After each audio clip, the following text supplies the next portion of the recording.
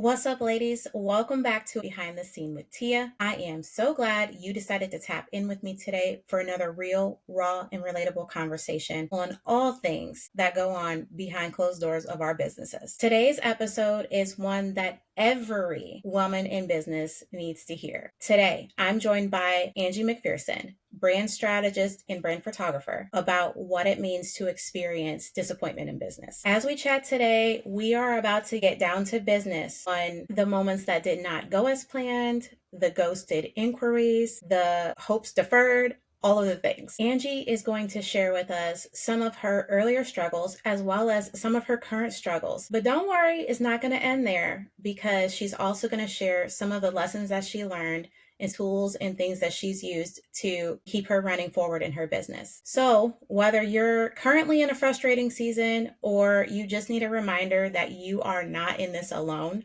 this episode is for you. So, drum roll, please. And without further ado, let's get into it. What's up, Angie? Welcome to Behind the Scenes.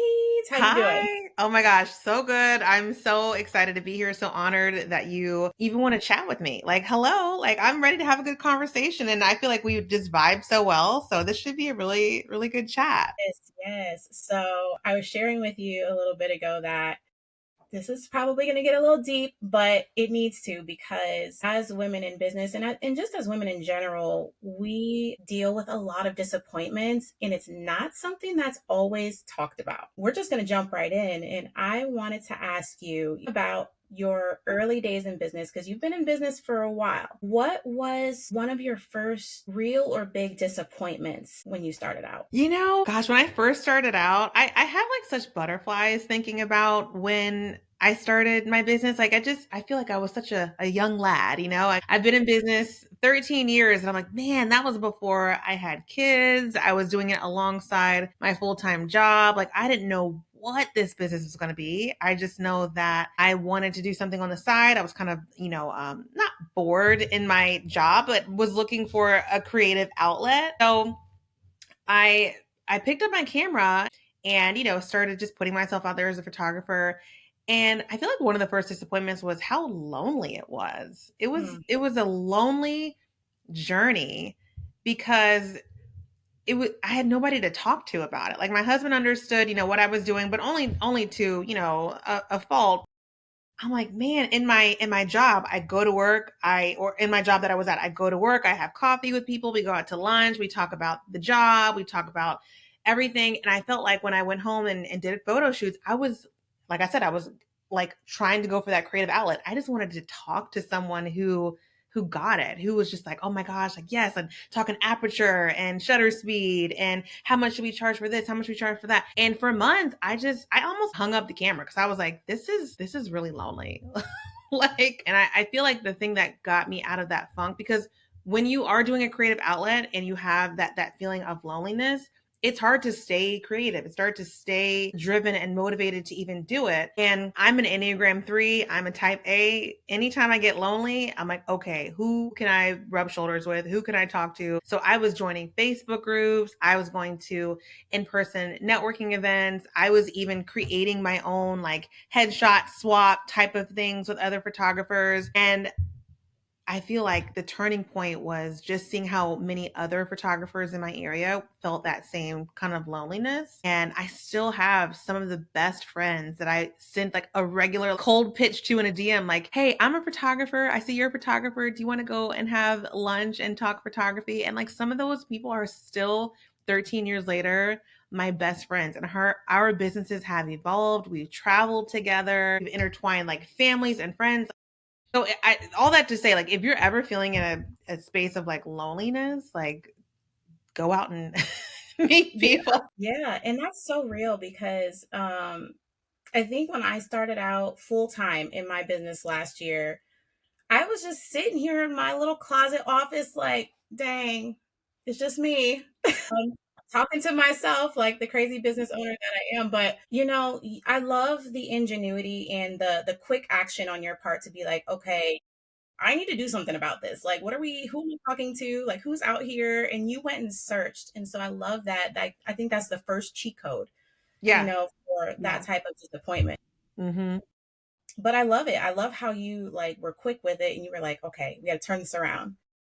Yeah, I was like, I can't be lonely for too long because I don't want to give up, but I don't want to be running this business. Hold on, am I frozen? Get into focus and action. What was I saying? We were just talking about how to just quickly make a comeback from that disappointment of just feeling lonely. And I shared a little bit about like just sitting here talking to my crazy self. But I wanted to ask, be a lot of pressure to navigate the always looking successful and always being on Mm, and always, hmm. having the answer, especially while you are separately and quietly dealing with setbacks. Yeah. Can you speak to that? Because one, I don't hear a lot of people speaking to that. Like, what do you do Hmm. when things actually aren't okay behind closed doors? Right. And two, like, how do you even deal with that? Yeah. Yeah, definitely. It's hard. I mean, there have been so many situations in my business and personal life where I'm like, how much do I want to share publicly versus how much do I want to hold to myself? Like, I was diagnosed with breast cancer in 2021 in the first week of February. And of course, after all the thoughts of, my health, my life, my family, all that, I was like, oh my goodness, what do I do about my business?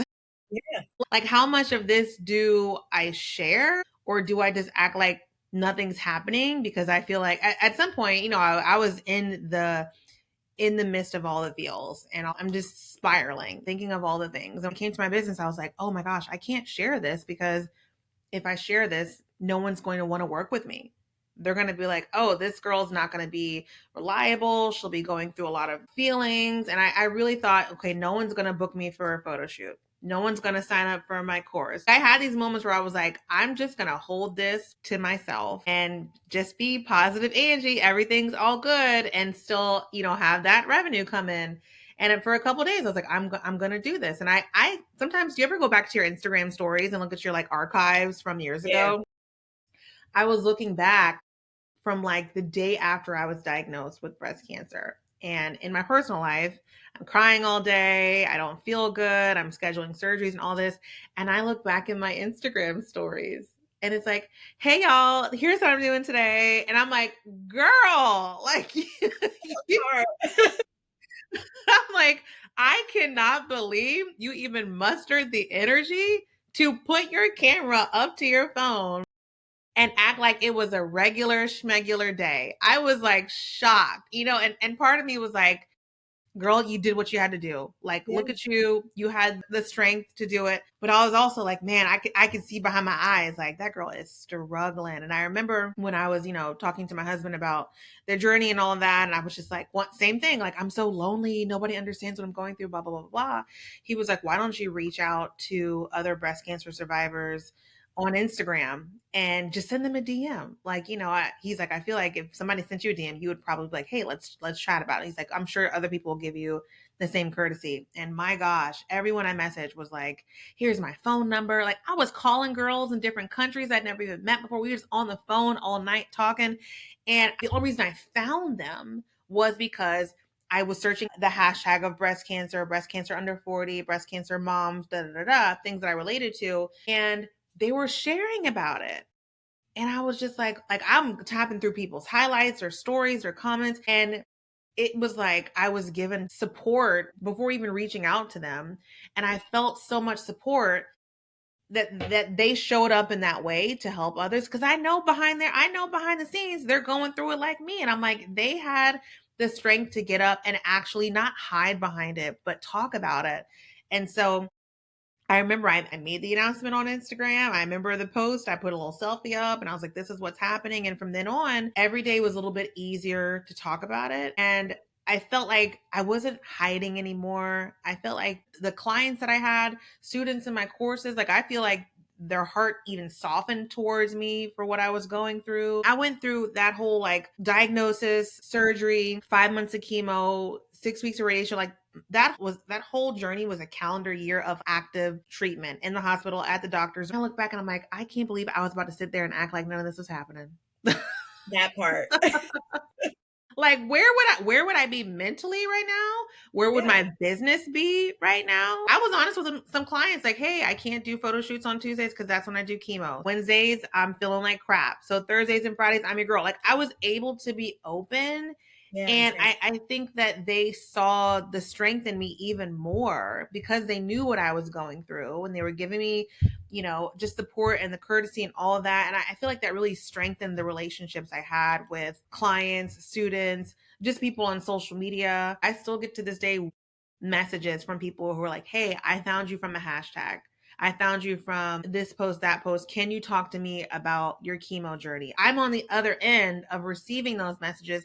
And I just feel like it's a ripple effect of being open and honest and sharing the struggles that you're dealing with, whether it be in business or in your personal life. I feel like we're here to just help each other and bring positivity, but also not fakeness. Cause I'm telling you, I had a couple days where I'm like, I'm putting on a mask this year. And then I took it off and I was like, I feel so free. I love that you did that though. And that's what we do. We be trying to hide and act like nothing is going on when everything is falling apart. And lo and behold, those are typically the things that help people to connect and relate to you better. So I love it. I love that you did that because I'm even thinking about my own journey right now. Some of the things that I was hiding behind, like everything shifted for me within 1 year. Like Yeah.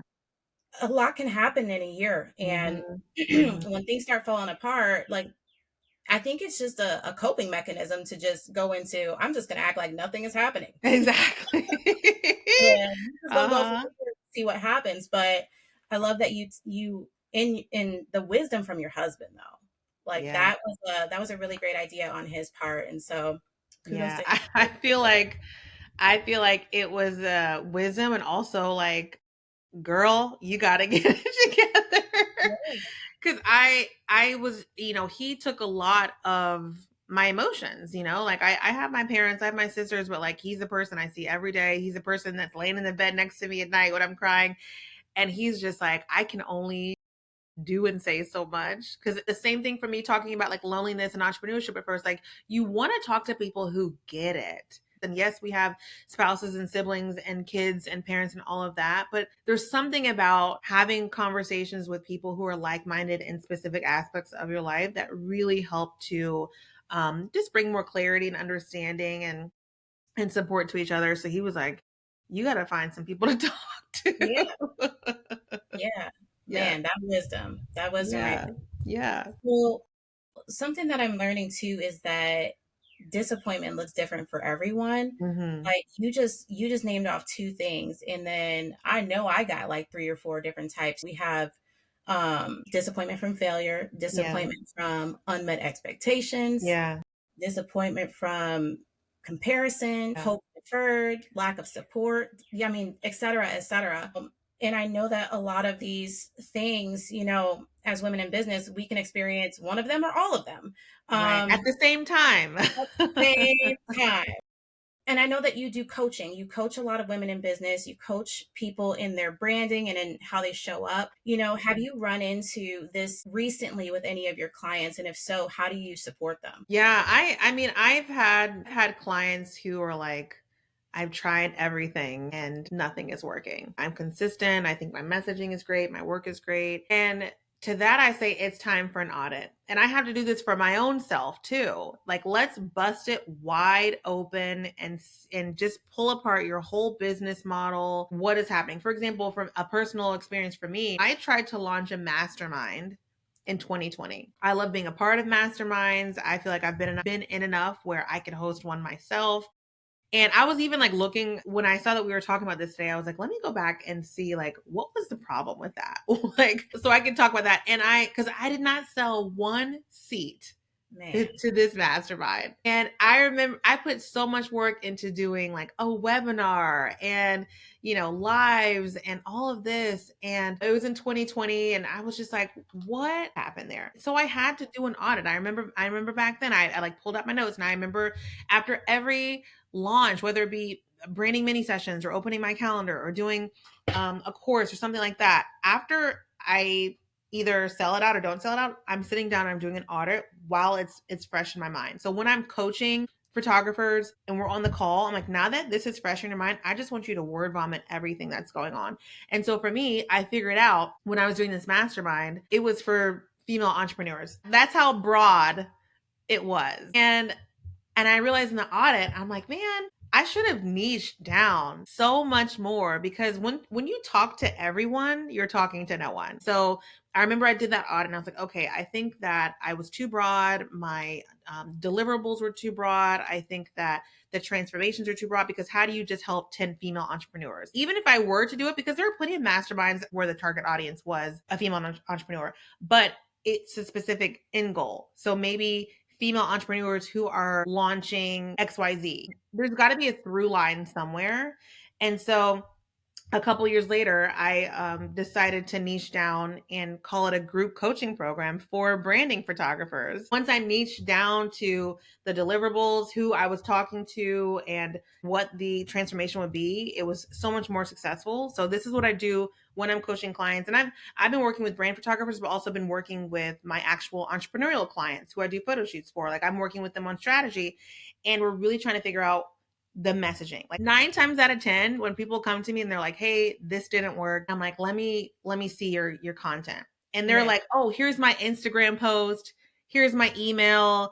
I'm like, okay, yeah, that's content, but like, let me see the messaging. Like, what are you actually saying? 9 times out of 10, that's the culprit. And I learned that from experience. Like, you have to know who you're talking to. And I know everyone's like, oh yeah, I do a client, I do a client. We know that, but you have to be so in tune with not only their pain points, but their desires. We have to be thinking about identity based messaging. Who are the people they're trying to become? What are they trying to do? And really thinking about the context in that. I feel like the 2020 type of entrepreneur is so different than the 2025 one. Don't you feel that way? Yeah, absolutely I do. I feel like, I mean, just for me, 2020, I'm throwing money everywhere. Yeah, throwing it at the wall, like hoping I'm it'll stick. throwing it. Like, I don't even care if I don't got it. I'm throwing it. Like 2020, I was like, okay, the world shut down. I'm in the house with these kids. I was homeschooling, and I'm like, okay, let me try this. Let me try that. Let me do this. And I feel like in 2025, we are looking at some different tell when it comes to entrepreneurs. Yes. I'm definitely seeing that. And the only way to cut through the noise is our messaging has to be even tighter with these 2025 entrepreneurs. And same for me. Like back then, like I said, I'm throwing money. Now I'm like, do I really need that? And is that really going to take me to the next level? Or, so I feel like a long-winded answer to your question of like how I'm helping entrepreneurs get past that disappointment is just busting it wide open and figuring out where the problem is. That is such a great answer, because what you're saying is you really got to get finite and look at everything. Like, rip that thing apart. Yeah. Let's really look at it and get to, it's like root cause problem solving is what it is. Yeah. And I really love that, because I know for me personally, I will go to like pout and decide if I'm gonna quit, and Uh-huh. cry to my husband and do all of Uh-huh. these other things. But really, it's in the data. Like, Yes. it's really, and I'm gonna do a different podcast and I'm gonna get into that. Yeah. But when you take the time out to really root cause problem solve, like how you're talking about, like you find the answer and you're like, oh, and then you Yes. fix it. Yes. And I love that you said the word data, because it's so true. But the crazy thing is that some people who come to me don't even have the data. And I'm like, that's your problem. If you haven't been consistent enough to generate any sort of data, then we can't find what the culprit is. The culprit is you're not doing enough. Okay. Like, you have to be doing enough to fail. If failure isn't really failure, failures are lessons basically. But if you if you say, well, I'm such a failure because I haven't booked anybody from Instagram, and I go to your page and you haven't posted in 3 months, did Sure. you really fail, or did you really not even try? Right. Show me the failure, because we can pull that apart. Like, show me the failure. I fail all the time. Show me the failure, get the data so we can fix it. But if you're not even showing up, if you're not even like going up to bat, then I'm going to need you to do some work. Let's figure out what this plan is going to be, and then we troubleshoot as we go along. But so I love that you said data, because I do get on calls where I'm so excited. I'm like, okay, let's look at your Instagram, and they're like, I haven't posted in a couple weeks. Okay, well, let's look at your blogs and your emails. I don't like blogging. I don't Oh my have an God. option. I don't like going to networking events. I'm like, okay. So do you want a business? Yeah, Do you want to make money? I know that's right. I mean, you just said so much right now. I'm like, I was like three things I wanted to go back on that you said, but we talked about earlier failures. We talked about mid disappointments. I'm going to give a little disclaimer. I wanted to ask this question because for newer women in business like myself, when we're looking at someone as tenured as you, been around, spun the block a few times, we think, oh, they're not dealing with anything right now, but that could not be further from the truth. And so Hmm. I wanted to ask you transparently, Yeah. what are some more recent disappointments from this year that you don't mind sharing with the ladies? I'll tell you one, and I can't go into too much context. I think we talked about this at the retreat. I went out of the country in January for a game show. I can't say which one. And I knew about this 4 to 5 months in advance. And I worked very hard to make sure that I could take pretty much 3 to 4 weeks off in the beginning of the year. And I went to the game show and did not go as far as I thought I would. And I came back and I had just, like, what is the phrase that I use? Identity crisis? I don't know. Yeah, maybe. Came back and, like, I forgot everything. I think it's because I went to a place where I was working for 4 to 5 months to go to this place, do this experience, etc. And it was not what I was hoping it would be. And I came back and I'm like, oh, I actually have to go back to work. I planned so much to take the time off. I did not plan to get back into business afterwards. And that was a disappointment in myself. I'm such a planner, and I was disappointed that I did not come back with a post game show plan. And I remember when I came back, I sent Jasmine Star a voice message and I was like, I don't know what I'm doing. And this is what she said to me. She said, you need to take the remaining time off that you thought you were going to have and just be.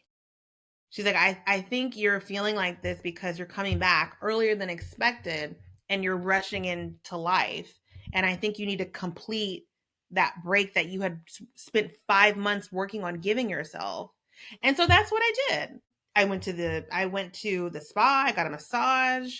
I watched a bunch of Netflix. I hung out with my kids and my husband, and I gave myself the white space to just be. And all these ideas started coming. I started to get more excited about my business and my clients and all the things. And then we had the retreat. Like, you saw how hype I was. I was like, this is giving me life. Like, I needed that. I needed that. And just seeing all of you ladies who were like so excited about business and we're having these great conversations. And I'm telling you, after that retreat, I got as much out of it as y'all did. Just weeks prior, I was like, what am I doing with my life? Like, what do I want my year to look like? I didn't plan for this part. I just planned to be away, and I didn't plan to come back.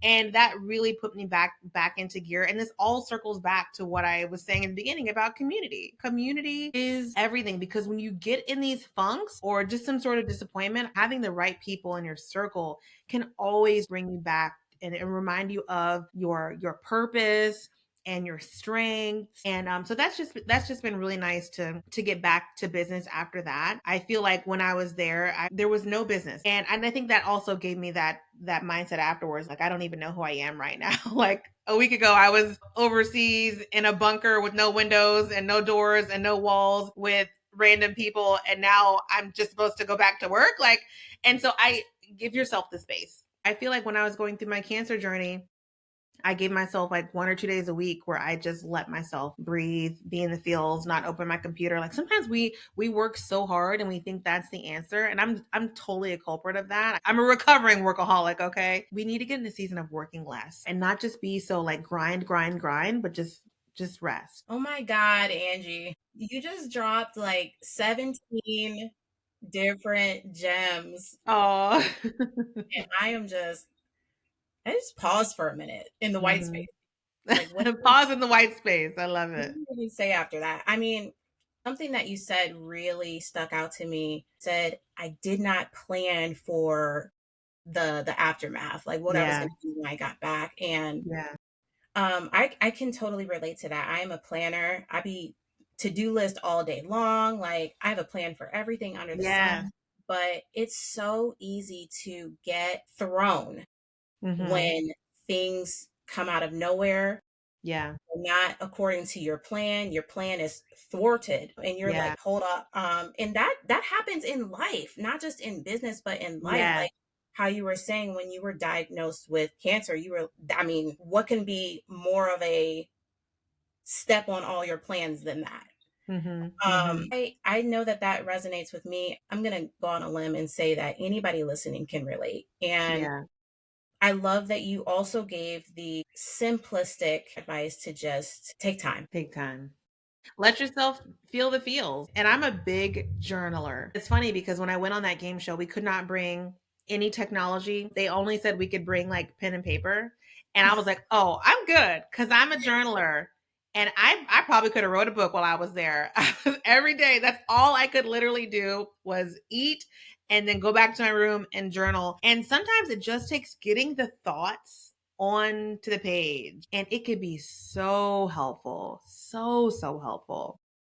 Man, well, you just answered my next question because I was just gonna tell you, like, tell us what to do. So we're gonna start to wrap, but I want to ask you to give us a final piece of advice to the woman right now who is frustrated, who is Mhm. throwing her hands up in the air, Yeah.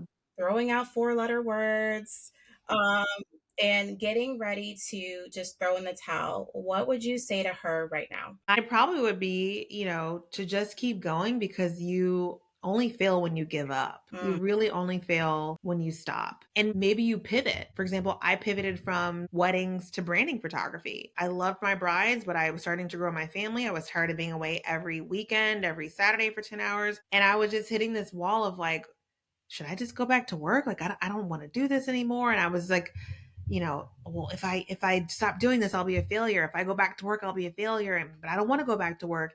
And I didn't give up. I just pivoted. I said, I'm gonna pivot my business. I'm gonna make even more money doing branding photography than I do weddings. I'm gonna work during the week when my kids are at school. And I'm gonna work with entrepreneurs like me that I can walk the walk with. And that was the best thing I ever did in my business. And word. so, but if you would have looked at me back then, I would have thought the world was ending. I would have thought I had to go back to work just to spend time with my family. And so now every time I get into the situation where I think that the walls are caving in and that there's no way out, I think you don't have to give up. You just have to keep going in the direction that's best for you. And that could be in a different direction. That could be maybe the same direction with different people or in a different area. Like just start to look at it's all about the audit. A lot of the times we know what we should be doing. We know girl, I'm trying to lose weight. Okay. I'm trying to lose weight. I know what to do. So anytime I get in my feels like, Angie, you're not losing the weight you want to, and da, da, da, da, da, like I have to keep going. My husband bought me a weighted vest and I started using that on my 3 mile walks. And look at that. I got some tone and definition. The weight's coming off a little bit more. So sometimes you just need a change, a pivot, a different direction, or you just need to keep going and not give up. I could do this all day with you. See, this is why you're amazing. Thank you for blessing me, for blessing us. Tell the listeners where they can find you because I Yeah. know when I found you, I was hooked. So tell them where they can stalk you at, where they can find you, and if you have anything coming up that they might be interested in. Yeah, sure. So you can find me. My website is angiemcpherson.com. And then Instagram is where I live, honey. I love Instagram. So my Instagram is Angie Janine, Janine. Things I have coming up, I'm hosting another branding photography retreat this fall. So if any of your listeners are branding photographers, we'd be happy to host them in sunny Orlando. It's like a content creation retreat. So we're creating short form videos and I'm taking headshots and just really working on the strategy and the framework to creating, converting content. Girl, I love seeing your content. You are killing it, Thank killing you. it. Love it. Yes. Branding Photography Retreat was the highlight of my year thus far. Mine No, too. I'm just watching all of the ladies that from the retreat, and everybody is just on fire. Like, we're Gosh, I still on that know. high. Yes. So to my listeners, if you're a branding photographer, you need to like yesterday, like get signed up. Don't even think twice. Angie, thank you so much. Thank you. This has been a super honor, and I know that your wisdom is going to touch so many people. It's already touched me, and I plan to continue to stalk you further. But I hope you have a great rest of the day, and we're going to catch up again soon. Okay, thanks so much. Thanks for having me. Yo, that conversation with Angie was literally everything. I mean, we got into it. We got into all the things. I know anyone listening can relate in like 17 different ways. I just want to say shout out to Angie once again for dropping all these gems for us to glean from. So thank you for your yes. But ladies, follow Angie McPherson. That's www.angiemcpherson.com. She is my business mentor. She's awesome. And if you thought that was amazing, you've literally seen nothing. She's like this all the time. Anywho, if you've been navigating some behind the scenes business drama that you've been keeping to yourself, stop it. Get around some community, journal it out, dance it out, take some time in the white space, do whatever you have to do. But baby, do not quit because you are almost there. Keep on building. Keep on growing, keep on showing up as your authentic self. And if you need to, pivot. Pivot into something new. Do something different. Just don't quit. That's it for today, ladies. I will catch you on the next episode of Behind the Scene with Teah. Until then, peace and love.